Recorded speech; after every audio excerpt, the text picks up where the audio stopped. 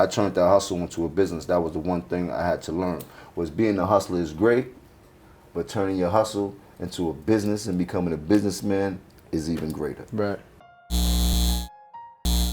That's interesting. We were talking about entrepreneurship and how you are a huge businessman. Yeah, I like business. You're a huge. I remember going to the Magic Show convention when you had Gnostic out, and I met your mom's back then, and she was riding, man. She was like, that's my mom. She's a rider. She's a different type. It was crazy, you know. It's interesting to have a family business, and it's always crazy. But one thing my mom's always installed with me is to be a hustler. Like, you know, that's all she did when she was coming up. She still is a hustler. So she used to hustle. Yeah.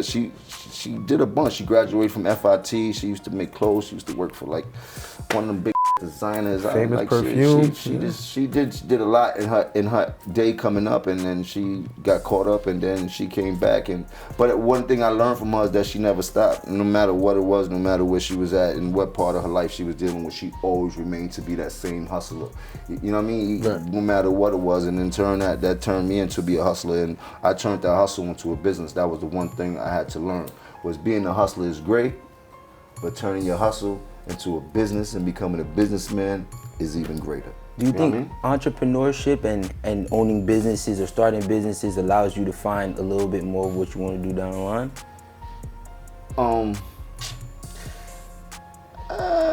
Because it allows you to explore the different... It definitely allows you to explore, and you explore different things that excite you and things that you do want to do, but that might not be your purpose. That might just be to make money.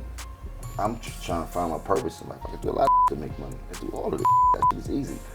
That's been my biggest puzzles. Like, what is the purpose going to be? Am I here to do what? How am I going to reach the people? In which way? Like, you know, I'm a firm believer that God ain't put me here just to escape all these trials and tribulations, to just be here bull and getting lit and rocking diamonds and doing all the things I like to do. So what's the flip side of that? One thing I do want to talk about, since you touched on purpose, how are you working with the kids and in communities and stuff? I peeped you did some work in Brooklyn in teaching some programs, some kids on how to maneuver the industry. I'm very good with the kids. I always reach for the kids. I've been on the board of high school initiative, a program, Entertainers for Education, E4A, right, with a lady named Tonya Lewis.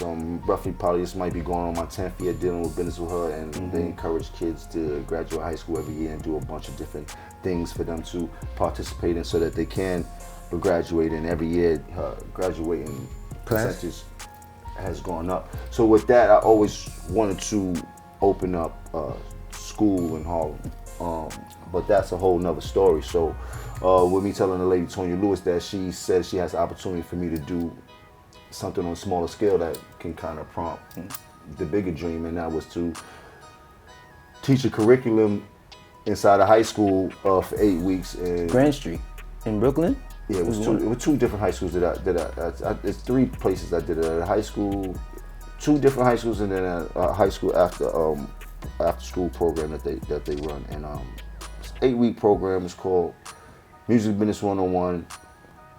I take a whole classroom and turn it into a fully functional record label, break it down, and let each of these kids work in different departments, i.e. marketing, promotion, president, CEO, artists, management, and I bring in people from each department from real labels to come and speak to these kids, and I show them how to market and promote an artist or a record from the beginning to when it gets put out commercially. And I did this because where we grew up at, a lot of kids don't have the opportunity to actually go to college. They might graduate and don't even know how to get to college. And they kind of tell you that the only way to have a real career is for you to go to college, and that's a lie. And I'm not saying I don't encourage every kid to go to college, because that's a hell of an experience, but if you can't, these is one of the businesses that you can shoot for the sky at. You can start as an intern and end up as a CEO. Right. No doubt about it. And I wanted to show them all options that they have within this industry, so that if they do like music, they don't get caught up on being just a rapper. They can understand that there's a lot of other positions to be filled that they can have a career in, and not just a job. Diving a little bit more into fatherhood, you and your son have a great relationship. Are there things that you're learning about yourself, like in being a father? Like, for example, you may see your son have some tendencies that Patience you had. is what I'm learning with being a father. Okay. You dig? Like, I'm a very hasty person. Not really, things done when I want them done. And to tell my son something, and I got to tell him 9 times. You heard? Before he hear it the first time, it's like, I'm gonna you up in 2 seconds. You know what I'm saying? Like, it's like, yo, stop playing with me, and just like. But do you see yourself like at 16 in him right now? Yeah, I see a lot of my ways with my son. He's just as smart as me, or even smarter. So with that, he thinks that he's slicker than me, and you always get caught. Crime ain't your thing, man. Be cool is the best thing that you could be, man. Just be assertive and be responsible, and that's the biggest lesson that we got going on right now, is to be responsible. Like, I don't really care if you do something wrong, but you got to be responsible for what you do wrong. Like, put me on the game. Like, what was it? He lost his keys. No, he lost his credit card. Decides to call, get a whole new credit card. Everything. I didn't know nothing, but when I go to the bank account, his in default $700. So I'm like, the is going on? Right. Yeah, so I was like, oh, he lost his credit card, but I'm like, then he gets in trouble for that because you wasn't being responsible. The moment you lost that credit card, which doesn't belong to you, belongs to me, you're supposed to call me, whether you want to hear my mouth or not. You know that you got that out the way. Be responsible. It wasn't going to hurt you. You did, you might would have got a whole earful, but man, you're in trouble.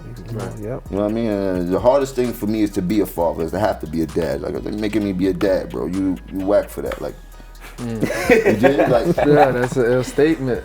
You wanna be his man, you know, But I can't always be his man, though. Sometimes I gotta be his father, and that hurts me. Like, this nigga's stupid. I don't claim a hood no more. I claim fatherhood. That's lit. I respect that. Yo, stop jacking the block. Jack that kid. That's a t-shirt right there. It's coming up.